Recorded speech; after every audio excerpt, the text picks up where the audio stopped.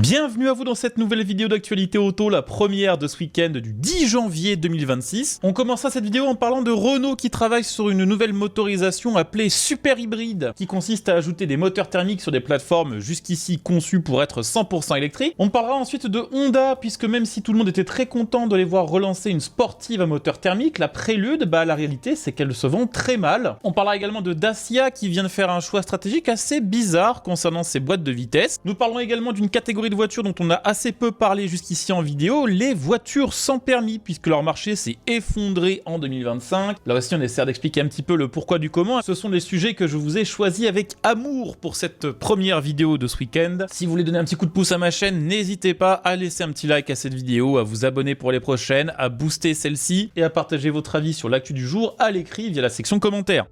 Une fois n'est pas coutume, nous allons commencer cette vidéo en parlant de notre chère marque aux losanges, Renault. La marque envisage en effet d'équiper ses prochaines voitures électriques d'un nouveau groupe motopropulseur dit, je cite, Super Hybride, qui intégrera un petit moteur essence destiné à prolonger l'autonomie. C'est un sujet dont on a déjà parlé plusieurs fois ces derniers mois en vidéo, sauf que jusqu'ici il s'agissait de rumeurs. C'est maintenant confirmé par Bruno Vanel, qui est le directeur des produits Renault. Alors ce qui se passe chez Renault actuellement, c'est que la marque est en train de travailler sur ses prochaines plateformes, ces prochains châssis qui seront la base d'une nouvelle génération de voitures électriques de gabarit moyen. Sauf que comme beaucoup d'autres marques européennes, Renault fait face à une adoption de la voiture électrique qui est beaucoup plus lente que celle qui avait été prévue et espérée. Ce que veut à tout prix Renault, c'est continuer de miser pour ses voitures électriques sur des châssis 100% dédiés, et non pas de faire du multi-énergie comme l'a fait Stellantis. Les plateformes multi-énergie, c'est très bien pour s'adapter à la demande, ça permet de continuer à conserver un moteur thermique qui entraîne directement les roues sans complètement abandonner la voiture électrique. Le problème c'est que en général par contre ça fait des voitures électriques moins bien optimisées avec des moins bons placements de batterie et donc au final des voitures qui auront une moins bonne efficience et une moins bonne autonomie. Renault doit donc faire face à une sorte de dilemme parce que d'un côté elle veut faire de bonnes voitures électriques donc basées sur des plateformes 100% dédiées, mais de l'autre côté vu que les ventes ne suivent pas tout à fait encore, elle sait qu'elle ne peut pas pour le moment complètement s'y consacrer et qu'elle est obligée de continuer à proposer des moteurs thermiques. Et c'est là où sa technologie de Super Hybride, qui est une technologie de prolongateur d'autonomie, a vraiment un rôle à jouer. Le Super Hybride, c'est une sorte d'hybride inversé, ou à contrario d'une hybride normale, où c'est le moteur thermique qui entraîne les roues, qui est aidé derrière par des moteurs électriques. Ici, c'est l'inverse. C'est un moteur électrique qui entraîne les roues, dont les batteries sont rechargées par du courant qui est généré à bord du véhicule grâce à un moteur thermique qui sert de groupe électrogène et qui fonctionne grâce à de l'essence. Ce système reposerait sur un moteur 4 cylindres 1,5 litre essence développé par Horse, qui appartient à moitié à la marque Renault. Deux déclinaisons de ce bloc sont prévues, une version 94 et une version 160 chevaux. Le gros avantage de ce moteur, c'est qu'il est extrêmement compact. Il peut être facilement installé soit à l'avant, soit à l'arrière d'une voiture qui est basée sur une plateforme 100% électrique et il peut aussi bien être installé en position verticale qu'en position horizontale. Ça laisse donc un maximum de marge de manœuvre à Renault qui pourra facilement adapter ce moteur et sa position à ses futures voitures électriques. Même si Renault pense que les ventes de voitures électriques vont s'accélérer en France, elle sait que dans d'autres pays de l'Europe, comme en Italie par exemple, où les infrastructures de recharge sont beaucoup moins nombreuses, cette solution pourra représenter une bonne solution puisqu'elle permettra d'offrir des autonomies probablement supérieures à 1000 km. Largement de quoi aller à une station essence à une autre pour faire le plein de sa voiture électrique. Ça sonne un peu bizarre comme ça, mais c'est quand même globalement ça le concept. Cette nouvelle architecture est prévue pour entrer en production en 2028 et Renault le précise déjà, il n'y a aucune adaptation des voitures électriques ou des plateformes actuelles envisagées pour intégrer cette technologie. Donc même si une Renault 5 ou une Mégane avec ce dispositif aurait pu être un succès commercial incroyable, Renault a quand même décidé de ne pas franchir le pas.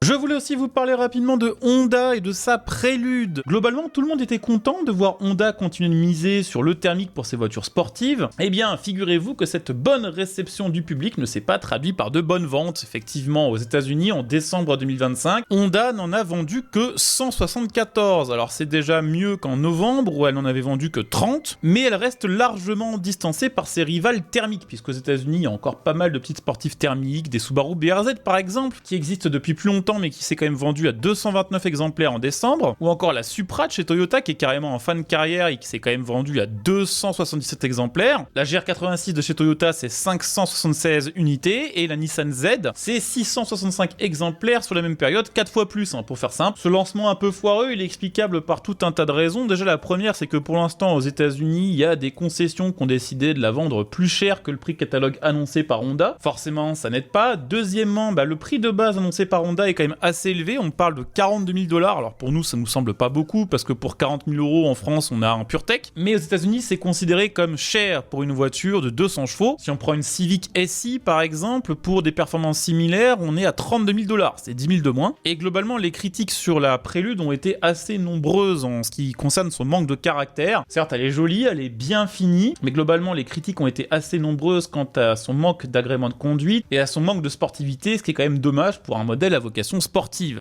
Je voulais également vous parler de Dacia qui a pris une décision quand même assez étonnante puisqu'elle vient de généraliser la boîte automatique à toute sa gamme. Alors c'est pas ça qui est particulièrement bizarre, ce qui est bizarre c'est que la boîte automatique ne sera disponible que sur les versions équipées de motorisation GPL, ce qui peut quand même sembler un petit peu étonnant parce que le GPL ne représente clairement pas l'essentiel des ventes d'automobiles en France, alors que en même temps de plus en plus de Français se tournent vers les boîtes automatiques. N'empêche que, en ce qui concerne la Sandero automatique GPL qui sera vendue à partir de 17 750 €, c'est un réel pas en avant technologique parce que leur ancienne génération, qui était déjà vendue en boîte automatique, se limitait à un moteur essence de 90 chevaux couplé à une transmission CVT, qui est considérée comme globalement beaucoup moins performante et beaucoup moins efficiente que les boîtes modernes EDC. Donc il faut compter 17 750 pour la Sandero GPL avec boîte automatique, 19 250 pour la Sandero Stepway, 23 600 pour un jogger et 23 900 pour un Duster. On va également faire un petit détour par le marché des voitures sans permis qui a longtemps été porté par le succès indécent de la Citroën Ami. Ce marché a finalement brutalement ralenti en 2025 où les immatriculations de véhicules neufs ont reculé, roulement de tambour, et là c'est assez violent quand même, de 21%. Le marché automobile classique c'est moins 5% et les constructeurs estiment déjà que c'est cataclysmique, hein. Donc moins 21%, je vous laisse imaginer l'ampleur du truc. Donc moins 21%, 25 000 unités, c'est un marché qui a une dynamique assez particulière. Déjà il faut savoir que sur le marché de la voiture sans permis, la Citroën Ami représente 30% des ventes, c'est colossal. Cette Citroën Ami électrique qui représente 30% des marchés a été lourdement pénalisée début 2025 lorsque le bonus a été supprimé. Ça a pesé lourd sur ses ventes et ça a pesé lourd indirectement sur l'intégralité de ce secteur, d'autant plus que Stellantis a décidé de se tirer une balle dans le pied en introduisant face à sa Citroën Ami un autre de ses modèles, la Fiat Topolino, qui est globalement la même bagnole, qui est venue cannibaliser les ventes de la Citroën Ami avec environ 6900 immatriculations en 2025. D'ailleurs, ces deux voitures donnent un espèce de monopole à Stellantis, puisqu'à elle seule, elle représente plus de 60% de part de marché des voitures sans permis. Cette situation, elle est assez difficile à gérer pour les constructeurs historiques comme Exam, qui a vu en 2025 ses ventes chuter de 44%, ou encore Ligier, dont les ventes ont reculé encore plus, hein, c'est moins 51%, tandis que Microcar, qui d'ailleurs a été supprimé au courant de l'année 2025, a enregistré une baisse des ventes de 84%. Châtenay, c'est pareil, c'est moins 64%, tous souffrent de tarifs élevés face à une concurrence issue du monde automobile mieux armé en matière de coûts et de visibilité. Forcément, quand on est Stellantis, qu'on a un groupe qui vend des millions de bagnoles tous les ans, qu'on a une économie assez confortable, même si les résultats sont pas très bons en 2025, on peut se permettre d'investir des centaines de millions d'euros dans le développement d'une voiture sans permis et même de les vendre à perte, ou en tout cas de les vendre avec très peu de profit, en compensant ces baisses de profit avec d'autres marques ou d'autres secteurs automobiles, chose que ne peut absolument pas faire Ligier. Alors il y a d'autres marques qui ont essayé de se faire une place sur le secteur des voitures sans permis en 2025, comme Renault avec sa Mobilize Duo, mais ça a été un terrible flop, ils en ont vendu 1300, le but c'est de faire justement une grosse concurrence à la Citroën Ami, sauf qu'ils en ont vendu 5-6 fois moins. Résultat, quelques mois après le début de sa commercialisation, Renault a décidé d'arrêter les frais et de l'arrêter tout court. 2025, ça a donc été un mauvais millésime pour la voiture sans permis, mais les constructeurs estiment quand même que le marché va remonter et estiment même qu'il pourrait grimper à 100 000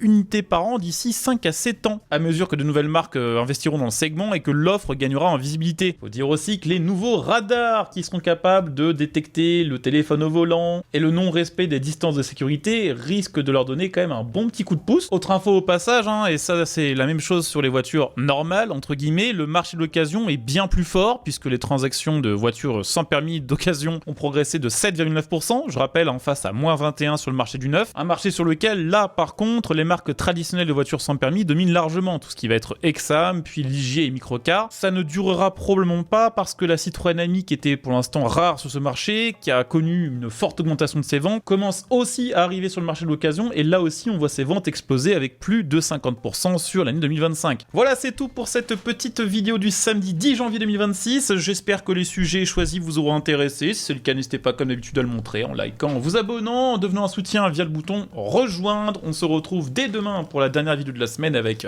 du lourd niveau actu. Bonne soirée, ciao.